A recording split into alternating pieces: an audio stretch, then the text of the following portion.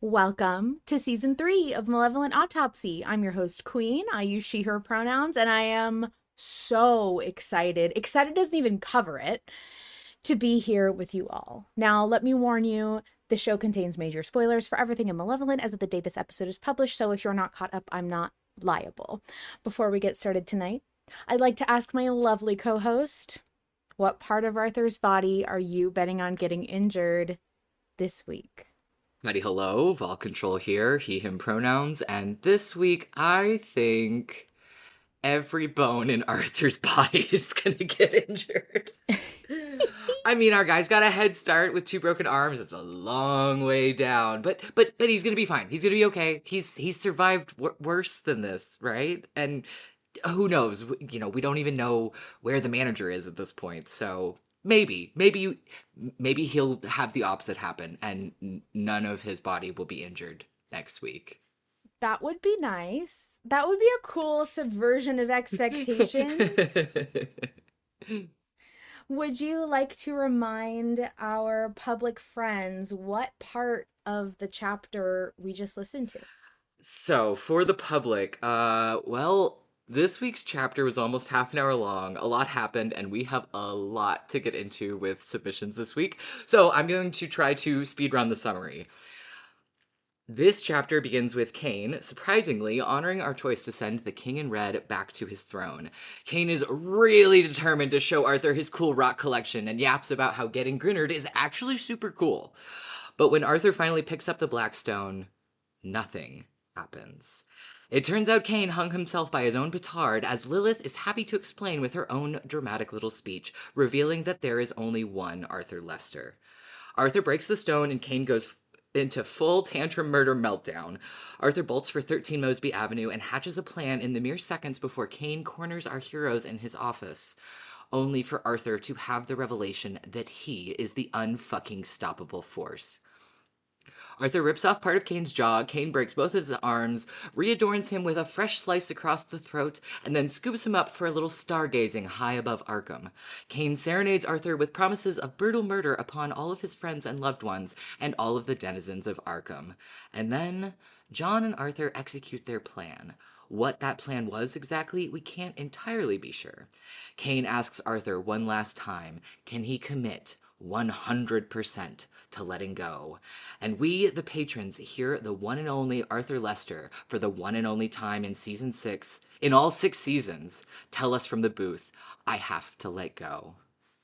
And, what an amazing cap to voting on series 1 of Malevolent. Yes. To get Arthur in the booth was not only unprecedented, but just so deeply meaningful. It gave me the biggest goosebumps as somebody super passionate about voting. It was amazing. I don't know what the final part of Malevolent is going to sound like yet. It has not been released for us. It won't be released for 2 weeks. Yeah, crazy. Insane kind of wait for a show that has been going for 6 years every single week. I hope that Arthur's delivery of I need to let go in the booth somehow makes it into the show for the public, because it is truly beautiful. If you are a patron in the future and you want to retroactively listen, I highly recommend listening to them chapter by chapter. You'll get to hear the booth stuff, and most importantly to me now, of course, you'll get to hear Arthur saying I need to let go, which landed so hard for me as somebody super passionate about the vote. Yeah. Season 6 had so many interesting meta booth moments.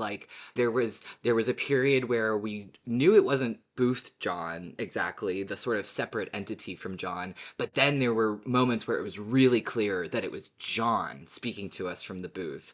Not to mention all the times that, Cain took over the booth and whatnot, but it's been a wild ride in the booth in season 6. Yeah. We have a bajillion things to cover. We are loaded with submissions, but before we go into all of that, I just will briefly say Malevolent chapter 299 was posted January 12th, and we are not getting another chapter.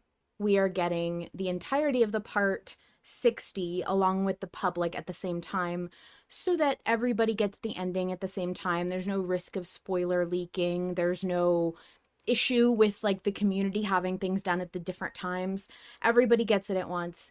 But that will be streamed to the public on YouTube on January 30th. So as of right now, when we're recording on Friday night of the 16th, we only have a 24-minute episode that we just listened to leading up to Arthur hanging out with Cain in the sky. No biggie. And the other thing I want to mention is that the most crucial thing to note here is that there's only been one time in Malevolent's run that they've ever reached 100% voting, and that was when the patrons were in single digits at the very beginning of Malevolent. Yeah. When this was still an experiment that Harlan was trying out and not a full-fledged narrative. And we are pretty explicitly told by Cain in this chapter 100%. So there's a lot going on right now. Yes. There's a lot of conversation and a lot of really in-depth discussions to be had. And we will go into the poll in a moment. But first, Vol. Yes. What was your carrot? My carrot this week, my favorite little part was well, I've gotta talk about the whimsical tune, but specifically the part where John describes Cain looks confused and Cain's like, "No shit, I'm fucking confused." That exchange. Oh man, one of the best subversions, one of the best uses of the whimsical tune of all time. We've been talking about how season 6 has been so devoid of the whimsical tune, and for it to come back in this moment, just glorious. Yeah, it was really a treat. I feel like this part of Malevolent, this finale, is almost like a snapshot of all the best stuff in Malevolent. Absolutely, absolutely. All of my favorite stuff is coming back. The sass, the kind of jokey, subverting expectations, the adrenaline, the soundscaping.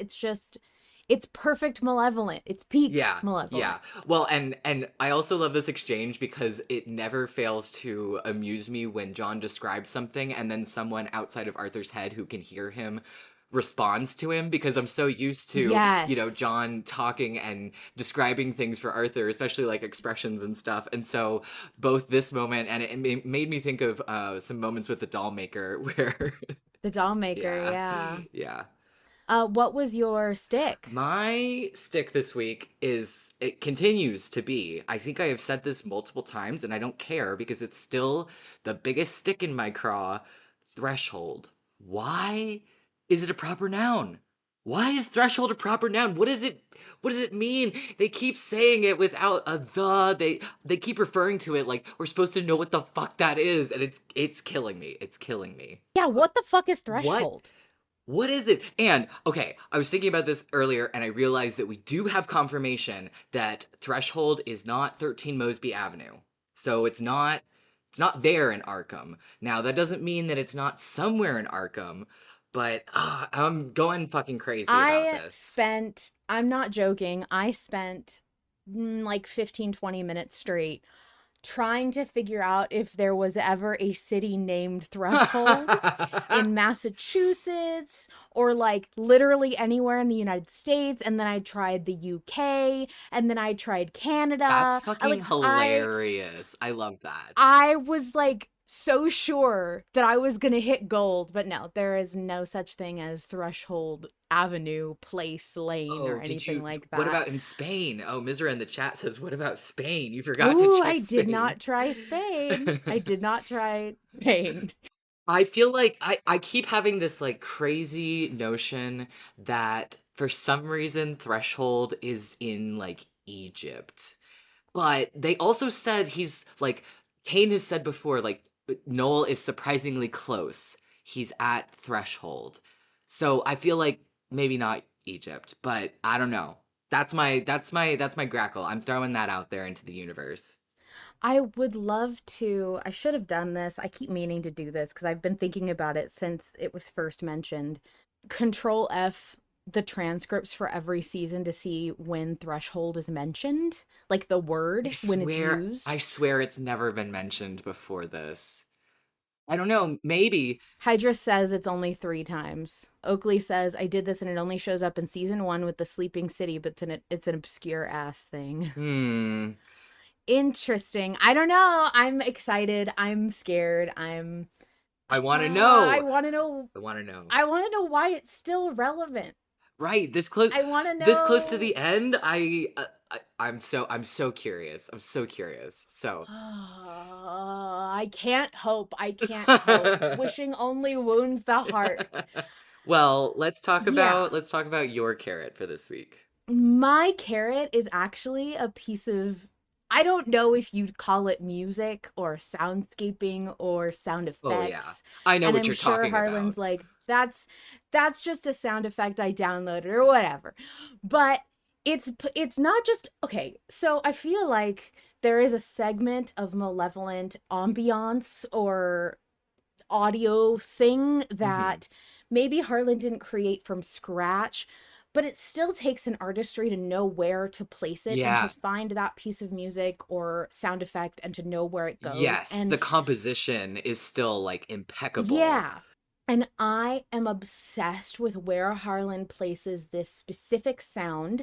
For this chapter, it starts at about 10 minutes in, and it is when Lilith comes in and says, This is what you call a cosmic evening of the scales. And Yes. it is like this beat that I can't describe it, but it ramps my adrenaline up as I'm sitting there, and I can feel myself getting amped for whatever's about to happen in the coolest, most like exciting way. I just get so jazzed about everything in Absolutely. that moment. He could Yes. probably put that beat underneath virtually any scene and I'd get really excited about it. So I just was so into it. You talk about how like this probably isn't even a track, and I'm almost 100% sure that this is not a track. This is just like composition of where to drop these sounds in, but like legit, I know that pretty much all of us would go bananas if he released this track with the timing just as it is in the episode, even though it would be a Yeah. completely discordant, like avant-garde piece of music essentially. We would like legitimately listen to it on repeat. I know for sure. I'm not kidding. An entire CD. Oh my God, I just dated myself. Oops. An entire album of just like an episode of Malevolent with no dialogue. I Yes. would eat that up. Yes. Yes, that would be so cool. Yeah, I was obsessed with the ambiance in this episode, not just the like dramatic discordant like string noises and the womp womp as Kara described it in the chat. They were like, "Is it the womp womp you're talking about?" And I think that is what you're talking about. I'm gonna say that I would like to play it. Can I play it? Can you? Can I have can I have everyone's permission to play it? Queen, I think this is your podcast. Correct That's correct me true. if I'm Okay. wrong. That's fair. Okay. Okay, everyone shut up. Of the scales. Lilith. Lilith. She stands on the sidewalk, appearing as Oh. So it's that. Yeah, yeah, yeah, Dun, yeah. dun, dun, dun, dun, dun, dun, dun, whatever the fuck that is. Yeah. I want that. Yeah, that's good. That's good. I on top of the discordant sounds and beats that really like ramp up the tension, I also love the rain and the thunder going on in the background. That added ambiance makes even the silences impactful, and I am such a lover of how much you can pack into a moment of silence. That's like I go crazy for that Yes. shit. It's the impact of a visual artist who uses negative space. Yeah, yeah, yeah. Yeah. What was your stick this week? I don't I I don't like the way Kane sounds when he doesn't have a jaw. So here's the thing. Like, I get that it's probably the same motion that Harlan's making when he does the voice for the doll maker, Yeah, it sounds similar. because it does sound similar. But the fact that I have the visual in my brain of this man with his jaw missing, it makes it viscerally uncomfortable. I hate it. So effective performance is what you're saying. Yeah, yeah, it makes my lower teeth and my jaw like tingle. Yeah. I feel things in my body when Right. I'm disgusted. I Um, have to say though, the things that Kane says and the emotional delivery of like him describing how he's going to hurt all of Arthur's friends and loved ones, and the way he like swears he's going to make sure that everyone in Arkham knows his name and knows that they're dying in his honor. The performance was so good. It is so creepy because you can hear that his voice isn't just distorted and monstrous. It's damaged. Like his jaw is damaged, and yet he's still like welling up with so much emotion. Oh, I fucking love it. It's so good. it is. My real stake though is that Arthur can't die like this, right? This Yeah. isn't how Arthur's gonna die. I really hope it's not, because it's such a violent death. Yeah. Hearing his arms one by one Ugh. and having to imagine him like getting pulled up into the sky with Cain, and then how he has to find the ability within himself to move his broken hand. Yeah. Like, Yeah. it's just such a painful and like heart-wrenching way for Arthur to go out. If he it like I'm okay with Where would you rank it on the tier list of like painful Arthur deaths? Sorry. I'm okay with Arthur dying at the end of the series. I wasn't expecting it to be awful. I was Hmm. expecting it to be earned and peaceful, Oh, no and way. it's not. No way. And like, if he was gonna die, because I don't really know and I'm not willing to predict anything, but like, man, that it shocked me how, I think because of the way that the bite the finger vote went down, I feel so much more strongly about what Arthur deserves now. I think that vote really taught me to think more about what Arthur, as a protagonist, but also just like as a good, well rounded character, what kind of treatment is fitting for him as a character in this story. And it's not this. I don't want this to be his last Right. moments. And I think that Harlan is really good at ramping up tension and delivering on the horrors, but also making it meaningful when it does have to Yeah. be horrible. And I'm interested to see how this goes. Like when I was writing my what part of Arthur's body is going to get injured this week, I kind of waffled about whether or not I should even joke about all of his bones being broken because while that could happen if it's as simple as Arthur lets go and plummets to the ground, but I don't think that's going to happen. I don't know what's going to happen, but I don't think it's going to be as straightforward as that. And and I agree that this is this would be a horrible way to die, but I would argue that it's not as bad as some of the deaths that he's suffered that have just felt not wholly meaningless, but like just brutal, and it wasn't his time. I think that I say this because I don't think this made me more sure now that either if Arthur dies, it will be at the very end of the part and it will be in a very different way, or he won't die. And I feel more confident about that now, hearing this scene, because I don't think, after the way that that Pinky Bite vote went and the conversations we had around that and the way that Arthur in the story responded to that, I think it wouldn't work as well to just say, well, he he cartoonishly splats on the ground a million feet above the city, and that's it. That's Arthur's story. I don't think that's how it goes. No. So at least I think if he dies, it will be, I don't want to say peaceful, but Fitting. because I am getting razzed for that in the chat, like, oh, he wouldn't go peacefully, but like, It will be fitting. what I meant, you guys, was like, it'll be fitting. It won't be this kind of, I don't know. I think Cain breaking his arms in that way and being very visceral about everything changed the way I see this as a potential way for Arthur to exit the series. Yeah. Yeah. No, I feel that too, and I'm really excited to see how the next second of Malevolent pans out, much less the next God. 5 minutes, much less however long the last part of this finale is going to go. Yeah. And speaking of the last part of this finale, we have some control over that as voters. I don't know if you're new here, but we do vote on this story week to week. Even right here at the end. And we have a poll. So this week's poll, that will last 2 weeks, I believe, is Let Go versus I Can't, with right now 621 votes total.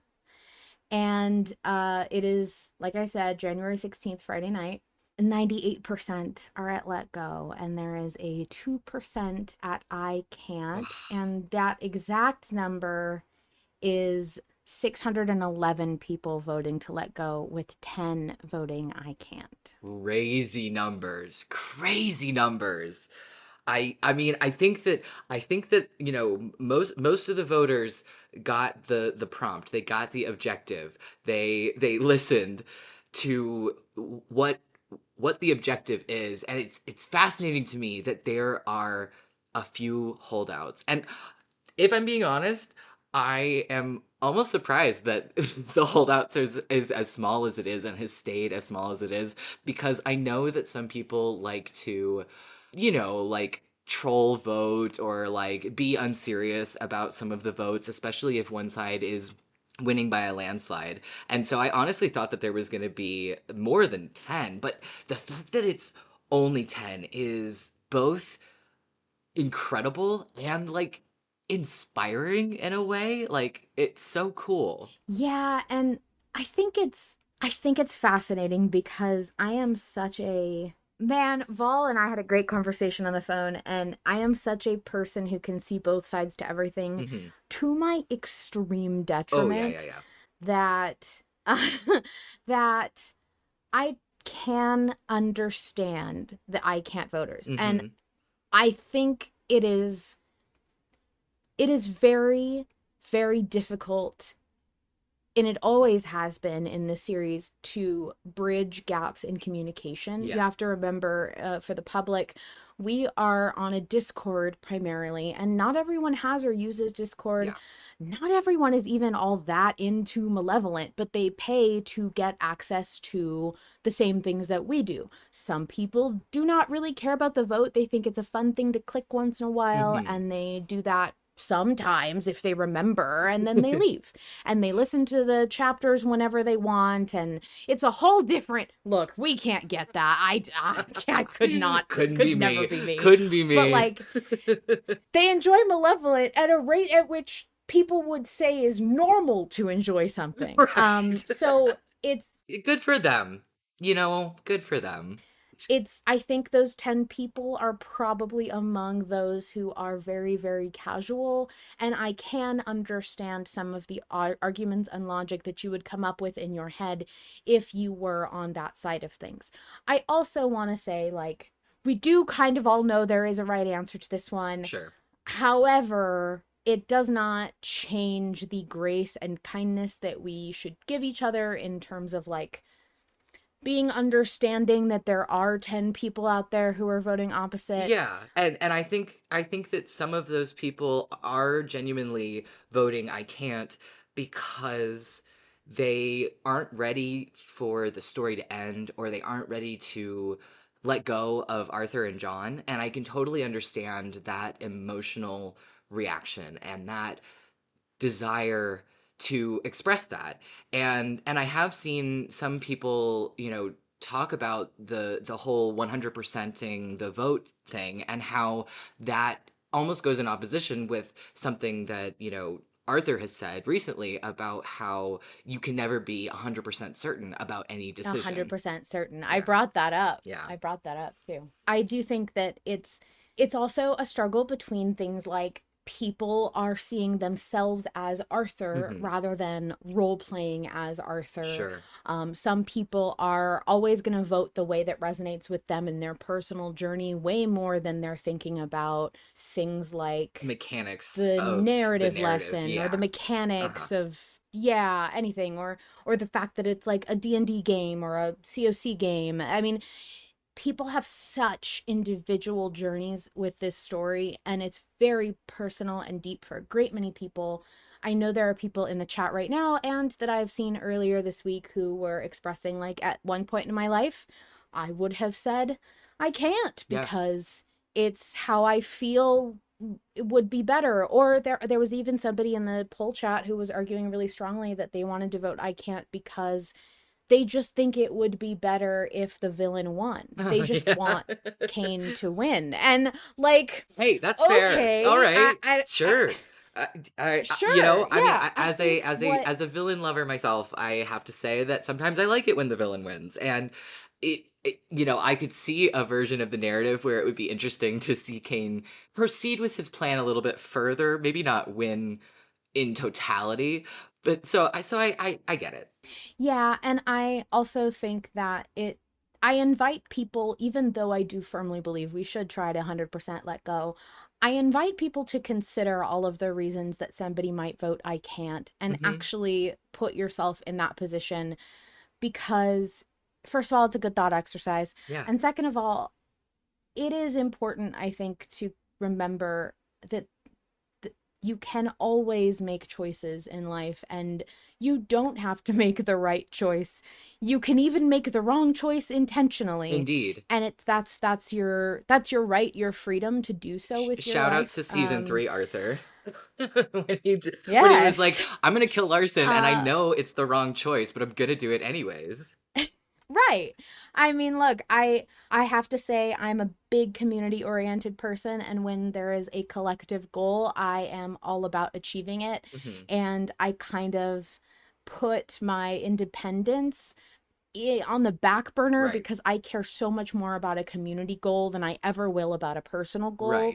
And so for me, I'm very much like, even if I thought I had a really good reason for I can't, I in this situation, when it's so obvious that we need everybody to be aligned to reach that 100%, I think it would be very difficult to convince me of anything else. So that's my piece on it. Yeah. Can I share the like visual imagery of the patrons that you shared regarding this vote? Yeah.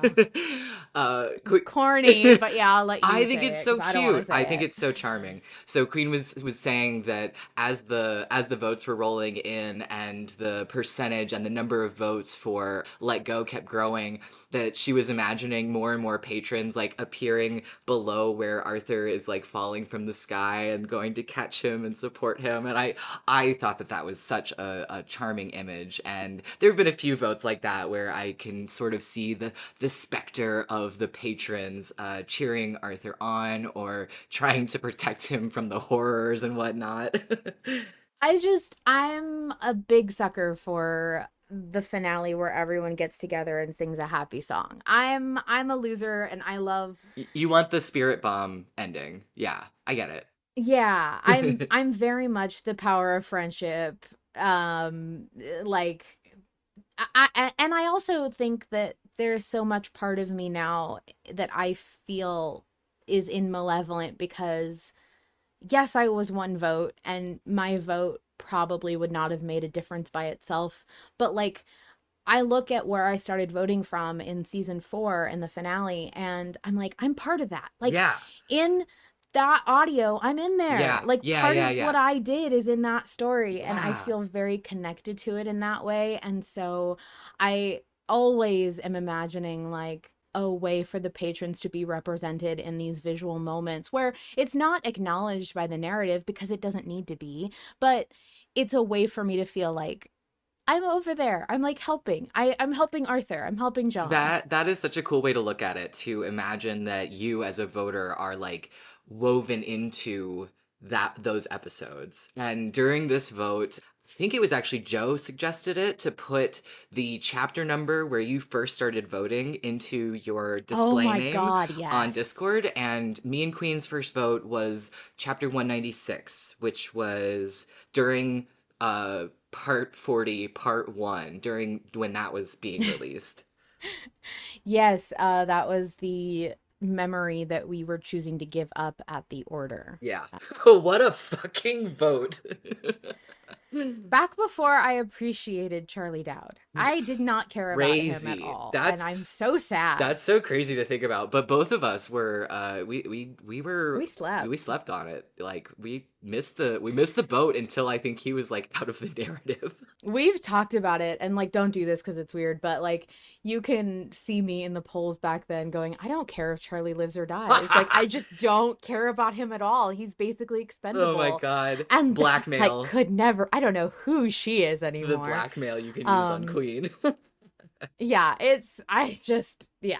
Anyway, let's talk about the vote. Yeah, I just wanted to mention that we are sitting at 98% right now, but several times today we have gotten tipped over to 99% versus 1%, which was Yeah. like a huge thing. Like everybody was so excited because we didn't know if there was some way to reach those 9 or 10 I can't voters.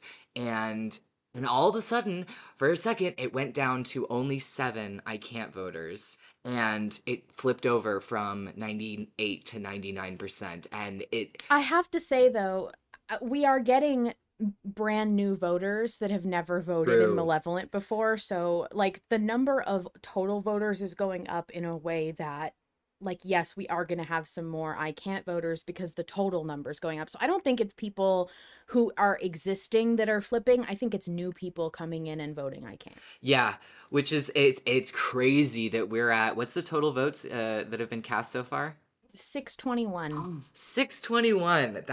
That's crazy, but very fitting for the finales. Always bring in a lot of voters and a lot of new voters, and so I'm amazed but not surprised. But I'm trying to think back. Wasn't like going over 300 like a big milestone Oh, that early was on huge. when Yeah. we were patrons? Yeah. That's crazy. Mhm. We've doubled We that. have over doubled in the 2 years that we've been here. That's amazing. That's crazy. Okay, we have a bajillion voice subs. Let's just dive right in. Don't be offended if we don't have a lot to say. We're just going to try and get through these as quickly as possible while also enjoying what you have to say and respecting everybody's time. And our first message is actually a message that got sent to our inbox at like 3 a.m. the night before 299 dropped. Some predictions before 299 was live. And seeing who this is from, it will not surprise you. Hi, hello, Autumn here. This isn't really even an autopsy note. It's 2 a.m. the day before 299, and I have had an epiphany. Cain is going to fall. Demon, angel, same difference. This one line solidifies Cain's parallels to Lucifer himself, and I'm absolutely convinced we're going to watch the obelisk drag him out of the sky and into its waiting maw. More specifically, Cain is going to end up trapped in the obelisk. But oh, isn't it pathetic irony that he should be trapped for eternity alongside dear old dad? Oh, he wanted so badly to dream up his own universe, and that wish has been granted, but he's failed to understand the true weight of those shackles until they were quite literally suffocating him alongside his creator. Anyways, I'm sure we'll find out if I get to keep the title of Malevolent Prophet shortly. Have a good autopsy. Thank you for your submission, Autumn. I wrote to myself that getting this 3 a.m. note the night before the chapter drop is like a kid being excited on Christmas Eve. They can't sleep, but they want Santa to come. That is the vibe. Yeah, absolutely. And I'm, again, shocked and impressed by Autumn's restraint. I fully have been expecting more unhinged notes than we've gotten. I think that Autumn is eating so well with all of the Kane content that like they've reached a new like nirvana. They're in a new nirvana state. I love it. Yeah. Very proud. Congratulations, Autumn. Hi, Autopsy, Rose of Envy, she, her, and y'all, we are at the last chapter with a vote. We are at 299, and when I say my flabbers have been gassed and my jaw has been dropped and I have been absolutely reeling from all the things in the most recent chapter, I barely know where to begin because it was just one satisfying plot hit after another. The last Arthur Lester dropping some absolutely brutal reads on Kane. Lilith also reading him to filth. The transformation, running back into Mosby, the action-packed chase with the fight scene, and then of course, the end of the chapter. I don't even have words. I'm well aware I'm rambling, so let me talk about something that had me very excited as well, and that would be the return of our wonderful whimsical tune. So I've talked about the whimsical tune before because it appears in earlier seasons. This whimsical tune that happened in this chapter was a little bit different. So the one that we've heard previously includes a tritone, which I've talked about, skipping from E up to B flat. And then it has a little chromatic turn from an F sharp E flat E. Right, and it's a cello pizzicato, so it's actually a little bit shorter. Right, and that kind of mixes around. It doesn't always do it in that order, but that's the notes that we hear for our first whimsical tune. This tune that we had in this chapter has the cello going between E and A, which is a fourth, and then the upper string, which I want to say is a viola, it could be a violin, is going between E and D sharp. So this string pizzicato, I would say, is a lighter, more humorous, whimsy-filled moment compared to the previous whimsical tune. That's the one we've had so far, and then our new one. I feel like the first whimsical tune kind of forces its way through the tension with its own form of lead-up, whereas the one we got this chapter kind of makes it dissipate and brings a little more levity. This chapter was a masterful showing of storytelling, and I could ramble on further or scream incoherently about many, many things, but I'm going to end my message with one more chapter, y'all. We're almost there. Rose, it always makes me so emotional when you have your piano in a voice note. It just, I don't know why, it just gets me. I think it's so cool. Thank you so much for your submission. I love learning about music with you. Yeah, I had no idea that this whimsical tune was slightly different than the previous one, and I was just fascinated. I loved having you explain it, and it made me think about, if y'all don't know, we did have a rather long interview with Rose about some of the music in Malevolent, and it is a wonderful conversation. So if you like learning about the music in Malevolent, go back and listen to that. I think it's so interesting that this whimsical tune, almost like you describe it as almost dissipating the tension, and it's so funny that here at the end of it all, during the finale, this one is even more whimsical. So wacky, so lovable. What is plucked will grow again. What is slain lives on. What is stolen will remain. What is gone is gone. What is seaborn dies on land. Soft is trod upon. What is given burns the hand. What is gone is gone. Here is there, and high is low. All may be undone. What is true no two men know.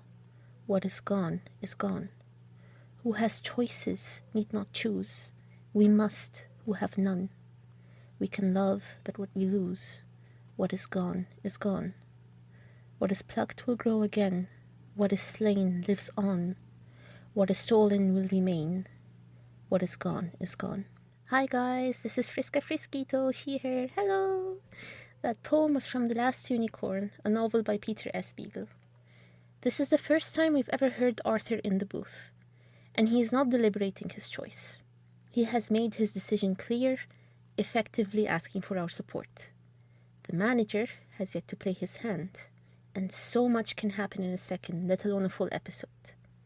So breathe and let go. This too shall pass. See you at the finale, guys! Also, I'm calling it now. The manager has actual wings and might swoop in to grab them. And also, my Malam's Jarter theory can still win. Bye! Friska, you are A delight, a pleasure, an absolute ray of sunshine, a joy. Thank you so much for your submission. What a beautiful poem. I've never read The Last Unicorn. I've only Yeah. seen it. And I love the idea of the manager having wings and swooping in to save them. I'm so into that. Friska, you need to come back and explain your Jarthur is Balam theory. What?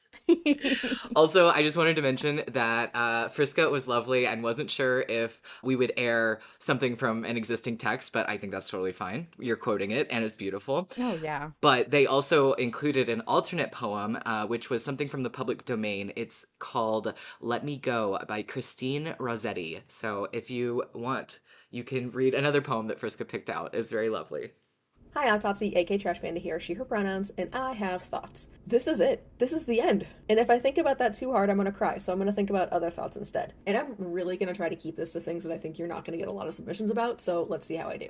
Number 1. I know this show's not exactly pro-religion, but the biblical allusions in this chapter, honestly in this whole fucking show, make me insane. Lilith playing Cain, feeding him exactly what he was predisposed to chase, not changing him or forcing him, but knowing him. This is Old Testament consequences. This is what God did to Pharaoh in the Moses story. This is, I will give you the desires of your heart, and it will be the noose you hang yourself with. He even indirectly referenced the parable of sowing seeds, which is about choices and the type of response that is produced in a person when they're presented with information. Look, for someone who claims to have no deep understanding of religion, there sure are a lot of themes theming in this story, and someday I'm going to write a paper on the biblical allusions in Malevolent, and we're going to talk a lot about John and Yellow being Jacob and Esau, but that's a different conversation for a different autopsy. Number 2. John remembered. John remembered the code phrase. John, whose memory has been such a major point of pain and struggle in the story, has always put an emphasis on remembering details about Arthur. Even before they were close, he remembered Arthur saying Faro's name one time in his sleep and never forgot it. He remembered the Boys' Brigade for eons while they were apart. John remembers everything Arthur has ever told him because remembering something someone told you is the truest form of love. Number 3. Arthur tricking Cain with a decoy lighter the same way Cain tricked him with a decoy lighter is fucking incredible. Foils and mirrors all the way down. Also, shout out Parker continuing to haunt the narrative and provide support from beyond the grave. You are the real hero of the story. Number 4. Okay, this one's a bit of a stretch, but go with me for a minute. Cain giving Arthur back his neck scar? With the letter opener from his desk? The letter opener he could have maybe possibly used to open the last package he received at his office? Arthur's neck being reopened by the same tool used to open the book that gave him John in the first place? Maybe? I don't know. Probably not intentional, but I'm insane about it anyway.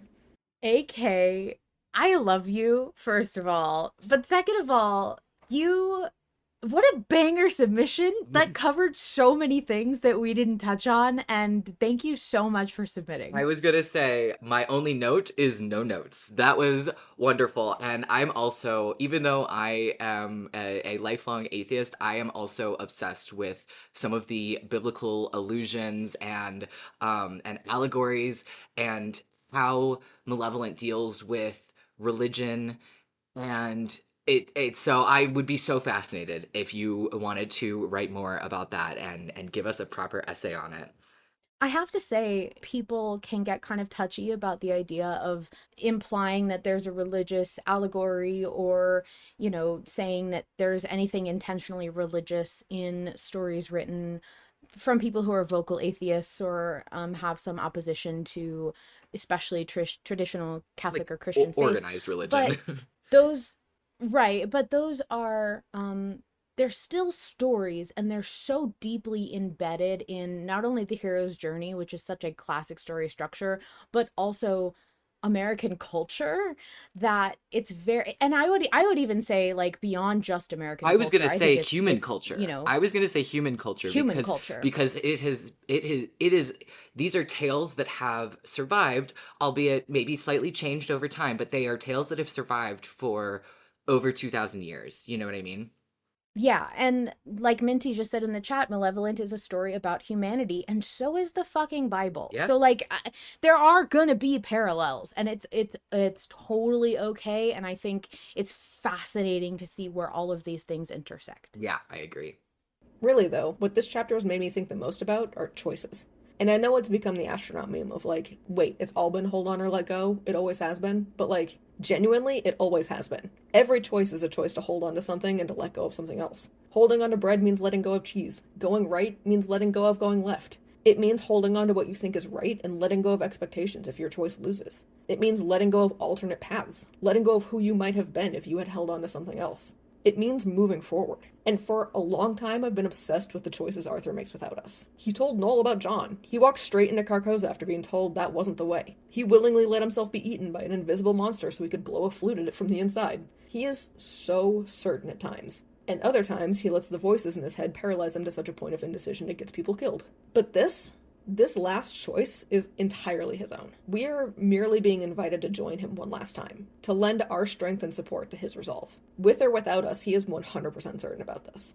And he now has the ability to fully and completely silence the voice in his head. The voice of doubt, the voice of uncertainty, the voice of chaos, and cling to hope with those of us agreeing with him to let go. AK, thank you again. I love this. And I know that this was more part of the first part of your submission, but truly, John remembering all of these things about Arthur, and that being one of the truest expressions of love, on top of gifts, which I know that Arthur and John already discussed in narrative. Mm-hmm. It's so poignant and it's so obvious, especially here. And I think it's beautiful. I think that's one of my favorite things about their friendship. Yeah. Yeah.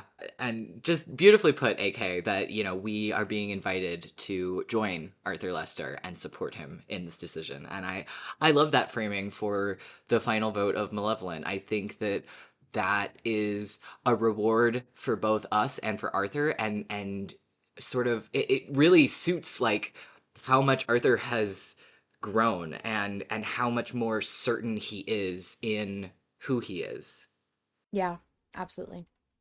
Taliesin, he, him.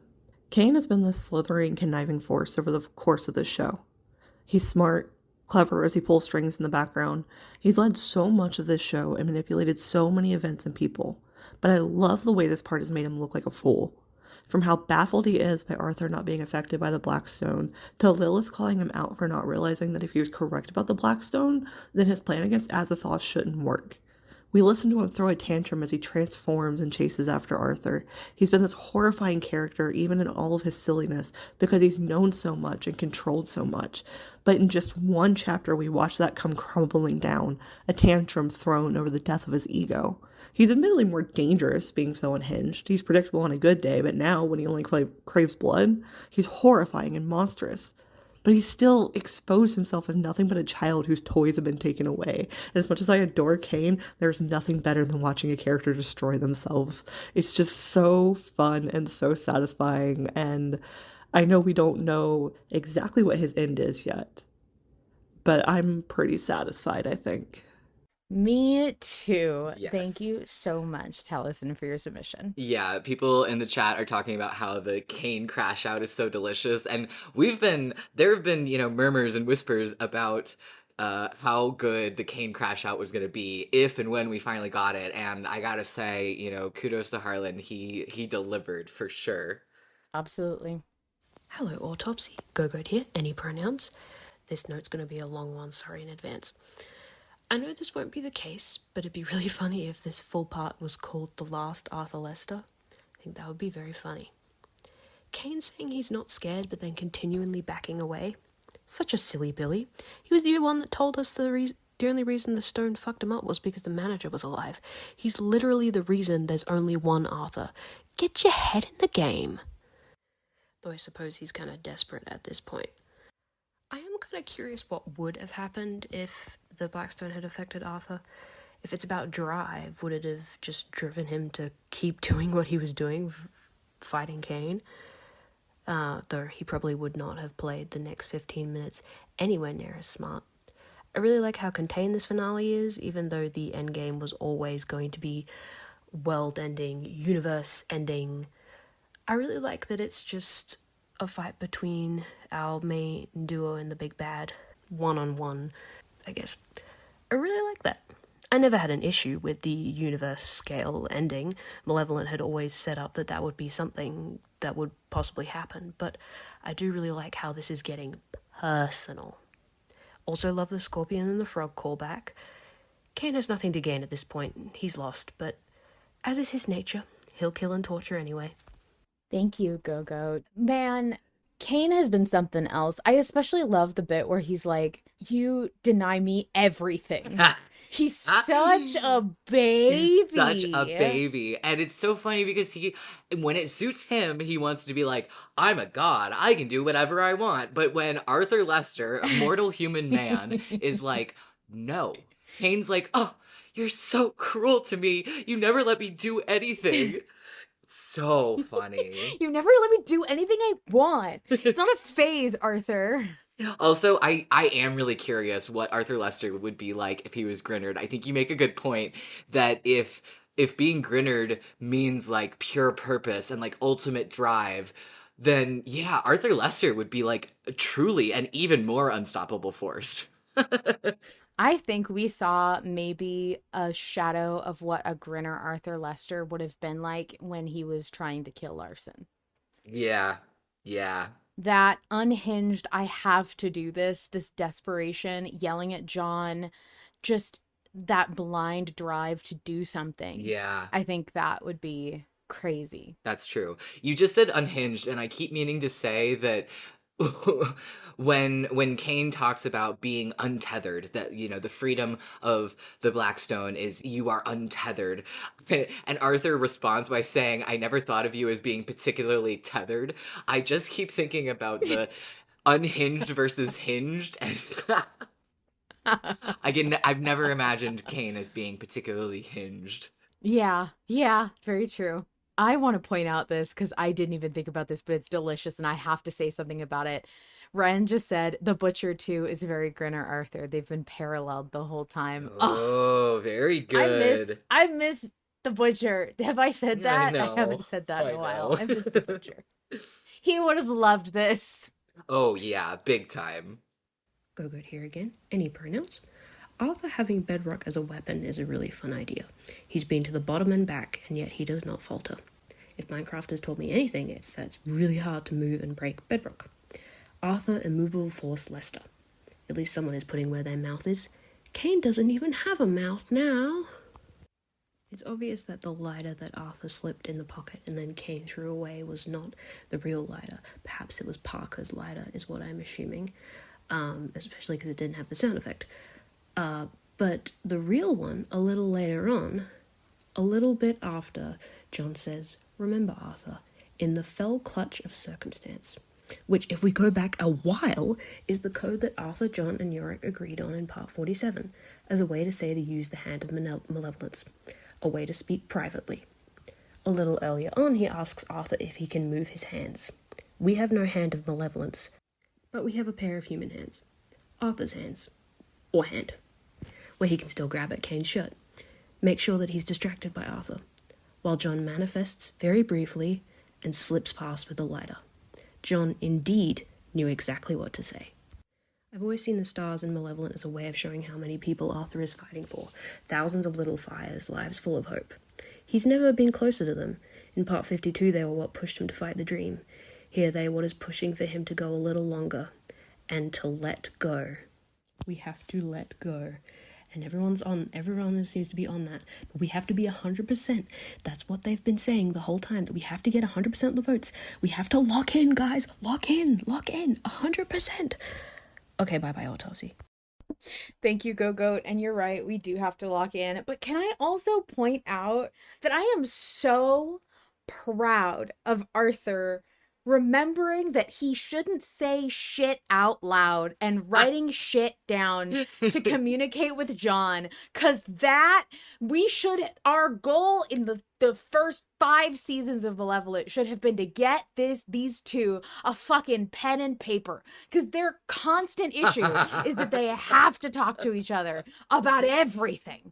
So finally you get Arthur using the 5 brain cells and being like, I should talk to John through writing because Kane's been hearing everything I've been saying, to create a plan with him. And I was like fist punching the air as I was realizing, oh my God, they're communicating without words. And Right. it's so good. Yeah. Finally. Yeah. Thank you. Yeah, no, that was really exciting, and also not just exciting for the like narrative growth of John and Arthur being able to communicate and work as a team, but also it's so exciting as a listener to not be entirely sure what the plan is, and to have to wait and see to even know what the plan is, much less if it works or not.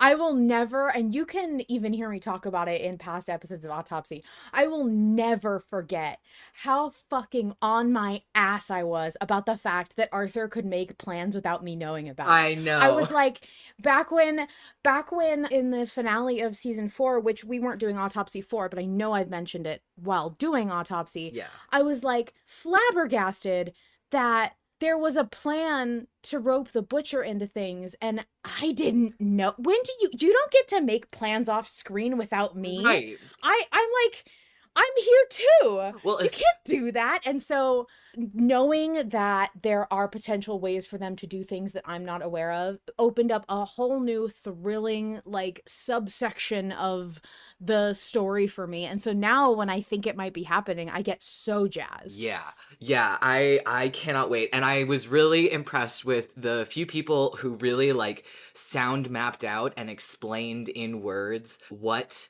happened during that, between the time that Arthur and John are like, you get what I'm getting at, and they're like, yeah, and I'll know what to say, and them executing that plan.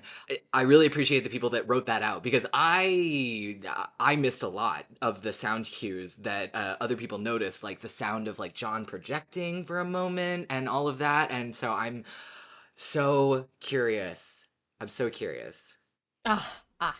Snake, she, her, and he, him. I've been thinking about what Cain said about becoming a grinner, how it gave him, quote, no more doubt or hesitation, simple and meaningful drive, end quote. It sounds a lot like Cain described his own ideal reality. He said it would have, quote, unending and uninterrupted purpose, end quote. Cain has been given a taste of his own medicine, a clarity of purpose forced onto him by somebody else. Or, to put it another way, it sounds like Cain's ideal world would be a world exclusively made out of grinners, though tied to Cain's will rather than Azathoth's. And Arthur soundly rejected Cain's reality. So in the first moments after reaching the end, I balked at the idea of reaching 100% on a vote. If we rejected the Blackstones and Cain's certainty, why would we want that? But I realized there is a difference between certainty being foisted upon you by a god and certainty which comes from within. It is immensely different to have hundreds of people from all across the world come together and agree with each other when we have Arthur as our conduit, channeling our voices through him. This is solidarity. This is true strength of will. Fuck Cain for thinking we need that forced onto us. Arthur Lester doesn't need to mold to his will or Azathoth's will in order to be 100% certain. He's already an unstoppable force. Fuck yeah. Thank you for your submission, Snake. So well put. Snake, was it you who I saw waffling about what you wanted to submit for Autopsy earlier this week? Because that was a banger submission. I love the I think that's, you hit the nail on the head, like the distinction between certainty being forced onto someone versus certainty coming from a force of will. It's such an important distinction, and this is definitely a moment that, yeah, Arthur is embodying that, unstoppable, unconquerable, like, force of the human spirit. Hi, this is Misraa, pronoun she, they. In the commentary for part 17, by the way, everyone go listen to those commentaries, Harlan has this to say about Arthur and John facing the Gug. But ultimately, what I really wanted to do was show that Arthur could defeat something much more powerful than himself to give him the tools to feel like he could confront the king. And since then, they've gone on to face the king, Mother Darkness, and Lilith, powerful supernatural entities, and they've made them through them all. All those past experiences have given Arthur and John everything they need to face Cain here. John is secure in his identity, and all of his past sins have been brought to light, and Arthur has forgiven them, so Cain has nothing he can use as a wedge between them, as he tried with that fake Christmas scene. Arthur, as he himself has said, he's died multiple times, he's been shot, stabbed, drowned, tortured, and each time he's clawed himself back up. These experiences have made them stronger and able to look this mad god in the eye and tell him no and come up with a plan to defeat him. I'm so proud of both of them, how far they've come. These past few chapters really felt like the culmination of all their past experiences, showing that they can come through victorious in this. Also, we got another call back to the stars and their time seeing them together. I will never not get emotional over the fact John using the stars to give comfort and encouragement to Arthur, both back when they faced Lilith and here against Cain. And that imagery of a winged and monstrous Cain holding a broken and bleeding Arthur against the backdrop of stars is just so incredibly cinematic and perfect for this final here. Thank you so much, Misraa, for your submission. It's always such a treat hearing from you. It's almost like, oh my gosh, Misraa submitted. Like, I know Misraa. We work together. Yeah. Shout out to our VIP editor.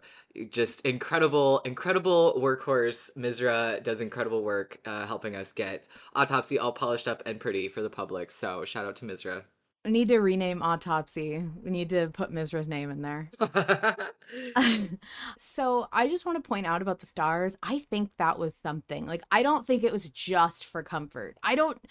Maybe that's just my overreaching imagination, but I have this weird feeling that's either a seed that's being planted or some kind of thing John's trying to do. I don't know. Well, I get the sneaking suspicion. I want to say that they have said, like, the outer gods and the great old ones are from beyond the stars. I think that is sort of like not only part of the lore, but something that's been said in Malevolent like a couple of times in various places. I don't know if that's anything, but I don't know. But I have to agree with you, Misraa. The cinema of this ending scene is so fucking cool. I love that we still get this like John description, even though it's in the like heat of the moment. We still get enough description that we see not just the movement, but the image that it paints, and it's so epic. Pie, she, her. Let go.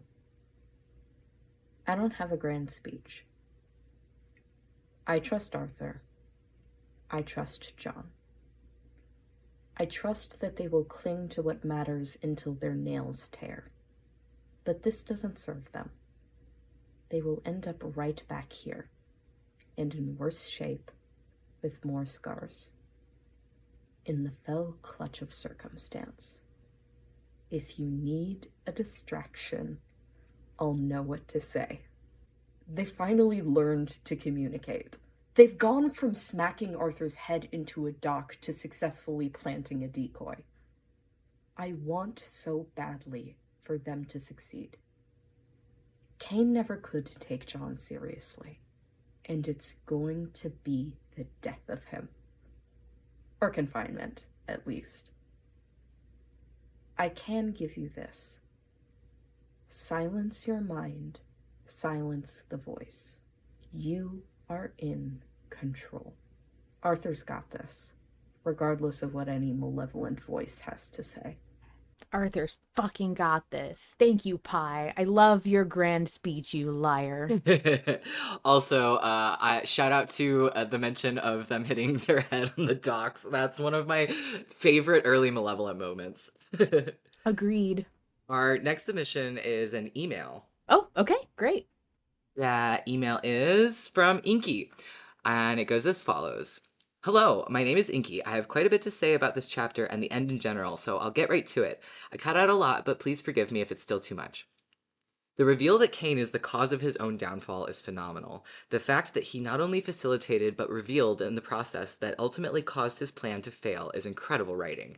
Despite all his scheming and manipulations, Cain is still subject to his own violent and chaotic impulses. He just can't help himself. The scorpion cannot defy its own nature. I'd also like to acknowledge Arthur and John's exchange in the office. The silent and near instant understanding between them is so powerful when juxtaposed with their first encounter in the very same office. The beginning is the end is the beginning, and yet the choices we made along the way have left us forever changed. I'm so proud of how much they've grown both as individuals and together. I'm incredibly proud of John for locking in while in the fell clutch of circumstance so that he can do what must be done to stop Cain. The situation is dire, but the fight's not over yet. It's been an honor and a pleasure to go on this journey with you all. Now that we're at the end, I think it's time that we finally let go and trust Lilith, the manager, and Harlan to give us a soft place to land. Thank you for your beautiful submission. I am trying really hard not to think about the fact that this is the last vote. I know. A lot of people have, left little like notes about how they've enjoyed this journey with all of us, and it's making me feel big feels thinking about the community that has been interacting with this art together for so long. Yeah. Hello, folks. Slate here, they, them. I'm going to speak about current events, so please bear with me. I live in a place where I am surrounded by political violence. It came on suddenly and with incredible force, and it is a terrifying time to live where I live. I am mourning, I am scared, and I am fucking furious. I listened to the live drop while I was driving home from work, a job that I'm grateful is rooted in community building and that I'm surrounded by a crew of people who are fighting back tooth and fucking nail. Malevolent has always been about hope, grit, strength, light in the darkness, and I don't think the forces occupying us realize that they picked the wrong fucking venue. Maybe they don't remember that after 2020, this city came back from incomparable loss. Maybe they don't understand that we're organized and unafraid to climb out of this black fucking pit, or maybe they do, and they're too vacuous, selfish, and power-hungry to give a damn. Unfortunately for them, we are the unstoppable force. We are the unconquerable, the unyielding. I fucking love this show because it has put into words what I cannot. Hope and friendship and community are how we survive the inconceivable fucking horrors. Arthur and John are my guiding light, and they never could have made it to where they are now without a community. Marie, Alia, Charlie, Yorick, Lilith, Oscar too, I guess. I don't have any revelatory thoughts on the poll. I'm just happy to be here with all of you as we confront the horrors together. Happy finale, y'all. Carry the motherfucking fire. Thank you, Slate. Your submission means a lot, and we love you. Yeah, sending lots of love and strength. And I thought it was really important to include this message, and I'm really appreciative that you shared it because we have brushed on it in Autopsy before about how there are certain words and lines and phrases that come through Arthur when we need it most with what's happening in the real world. And I know that Malevolent has given a lot of people the strength to deal with their inner demons, but also to deal with the devils out there, And I have to say, there is no other community, I think, anywhere ever that has gathered in this capacity that will show you how good people are. And when you need that reminder, I think Malevolent and the community that we've all formed here is a great place to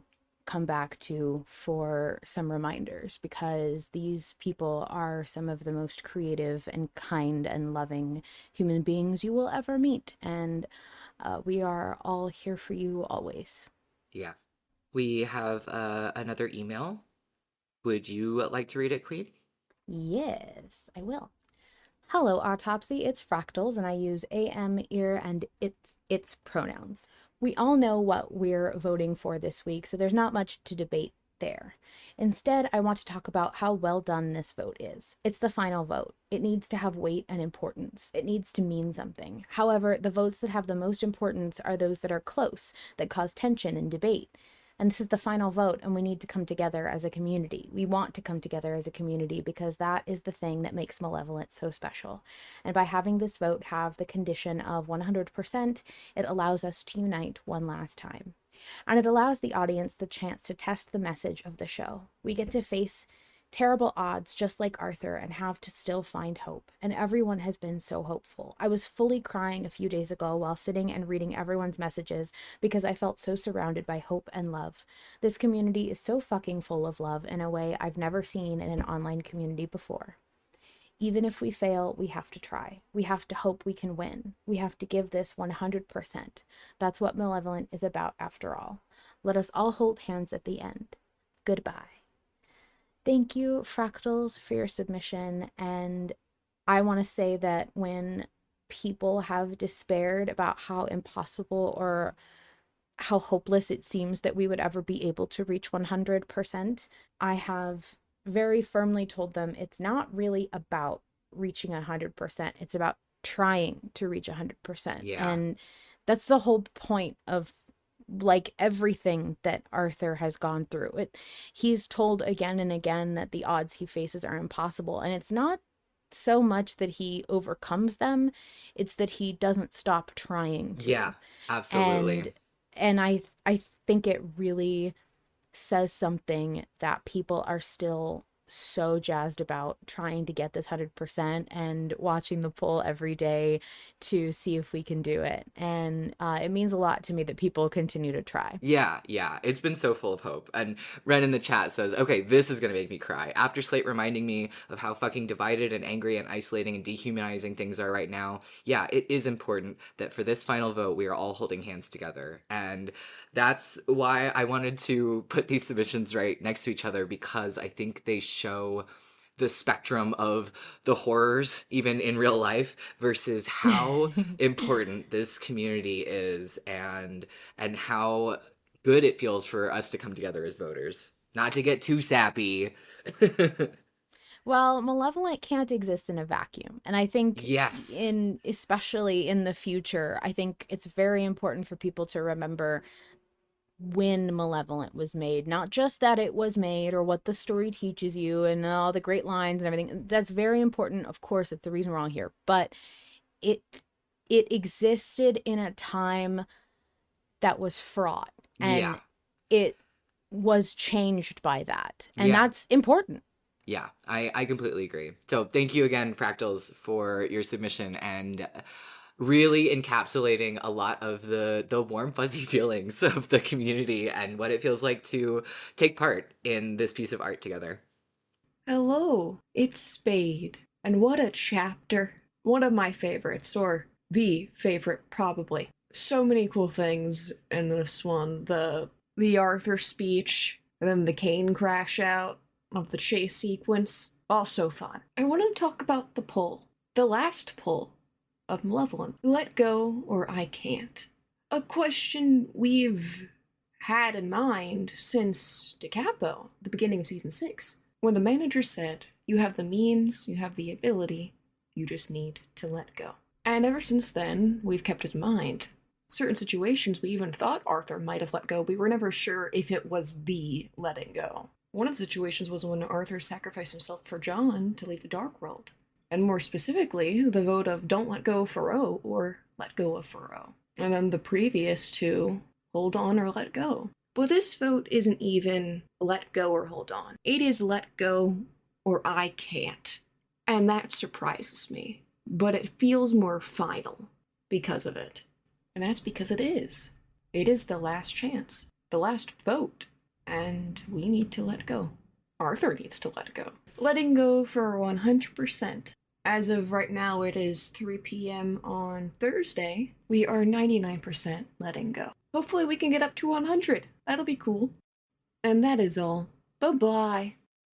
Thank you, Spade, for your submission. Just a quick update. We got 2 more votes for let go. Nothing on the I can't side, but that's where we're at right now. And thank you for the snapshot, both of the many times that we have been faced with the question of letting go since Da Capo, which feels like a fucking lifetime ago. And also thank you for the snapshot for when we were at 99% about 24, more like 30 hours ago. Hi everyone, it's Tom. If you notice any sort of speech impediment or faint screaming in the background, that's just due to my inability to collect my jaw off the floor and perhaps my subconscious projecting straight into my device to give you an indication of how I feel about this chapter. I like to think Cain could relate to at least one of those struggles, but all things considered, he's doing pretty good, which is more than I can say for Arthur. And perhaps on a more serious note, leading up to its release, I've been terrified of the final vote, knowing that this series is about to come to a close. But now that it's here, I'm strangely more hopeful than I have been in a very long time. Hearing Arthur speak to us directly filled me with a sense of calm that's hard to explain, but it cemented the reality that sometimes you just have to let go, take a leap of faith. whatever happens in the finale of Season 6 of Malevolent Series 1, to be honest, I'm excited to take the plunge into the unknown. Thank you, Harlan. Thank you, Tom, for your submission. I really appreciate it. And honestly, the ambiance made me a little emotional. I don't know why, but it did. Yeah, I don't know. It almost felt like very intentional. I love the ambiance that came in that message, especially with that discussion of how I think a lot of us, as we started getting to the end, towards the end of season 6, there was a lot of fear. There was a lot of grief already, starting to mourn the fact that Malevolent was going to end, that series 1 was going to end, and not knowing how to feel about that. But incredibly, I Good feel old anticipatory grief. right.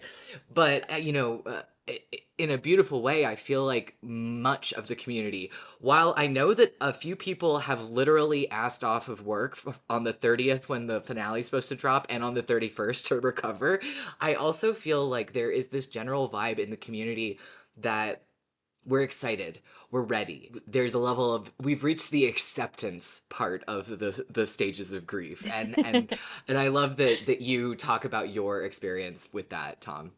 Yeah, thank you. It's very valuable. Well. Here we are, chapter 299, the last vote of series 1. I gotta say, congratulations, everybody. Congratulations for making it this far. How many of us have been around since the very first vote, I wonder? Any? Is it a ship of Theseus over here? Has the entire voting culture changed so much that we can't get 100%? You know, we have, I'm sure, in the early days when there was one vote, but I guess it doesn't really matter. What are the choices this week?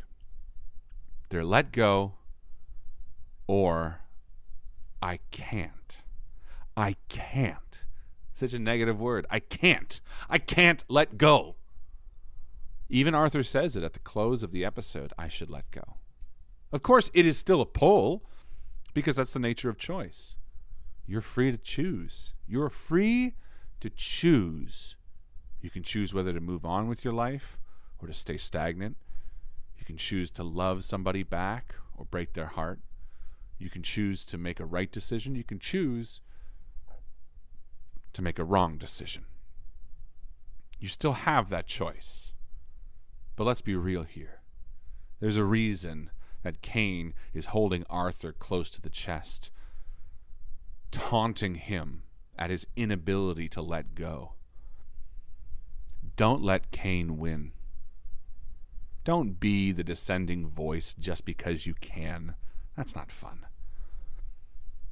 In a time that so many people feel so alone, look at this as an opportunity for unity, for strength, for not being the person who stands out against the others with your reasons, but as a reason to join hands with your brother, sister, whatever, and say, all right, we got this. We can land this plane. We can take this home together. Or vote I can. It's up to you. But look, at the end of the day, the story will be the story. I can promise this for those who vote I can't, or those who vote against what they know in their heart is the right answer. Your story will end like the others, but you will have a feeling inside of you aware of what you've missed. You weren't part of Arthur succeeding. You weren't part of how that story will come to a close. Your voice, dissenting as it may be, will be forgotten. And you will not be part of the amazing people who brought this show to its close in the right way. So, it's not much of a prize. Anyway, love Autopsy. Let's keep it going for Series 2. Queen, you're awesome. Everybody for listening to the show, thank you so much. It's been a real hoot. I have not listened to this show, but guess what? I can now. Series 1 is over. I can start going back and listening to all the votes that you guys made. So who knows? We'll see what happens. Take care. See you all on January 30th. You won't be ready. Thanks, Harlan, for your submission. And Very yeah, enlightening. that was great. Yeah, super interesting argument for the poll. It sounds like we're all, at least a lot of the submissions that we got tonight are getting a good grade from Mr. Big Malevolent himself as far as the importance of coming together, of unity, of holding hands, of community. I jive so hard with don't let your voice be forgotten. Yeah. Because those who voted against unity will be forgotten. There's no need to remember those people. And like you were saying, like at the top of the episode, you were talking about how remembering the votes that we've taken part in, you feel like a part of you is in the episode because your vote was counted, your voice was heard to make that decision, or even if you didn't win, you still made your voice heard in some way. And so those people who don't join the unity supporting Arthur Lester, they're not part of this finale in a way.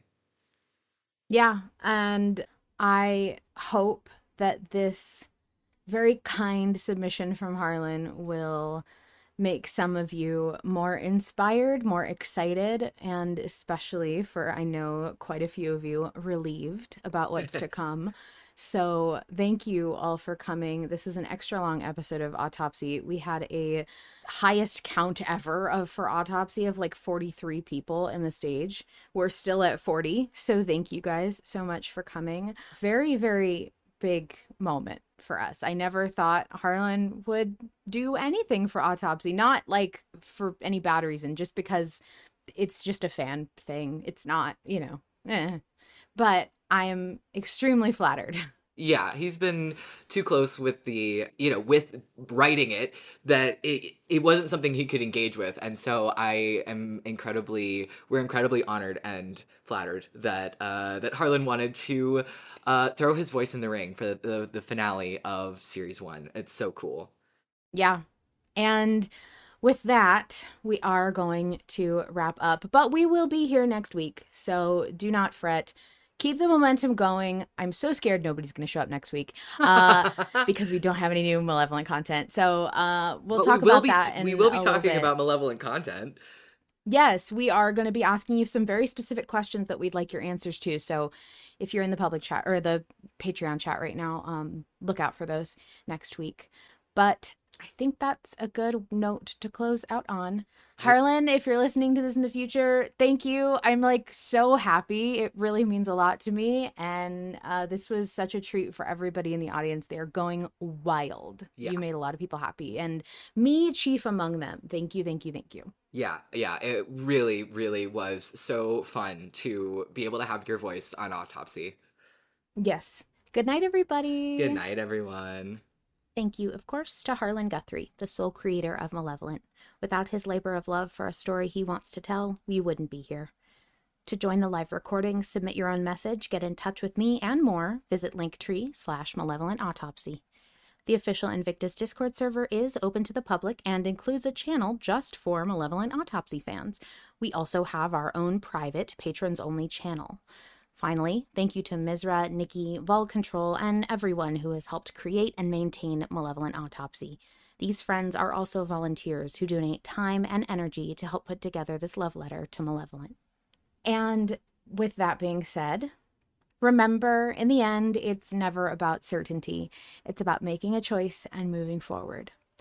Until next time, the horrors persist. But so do we.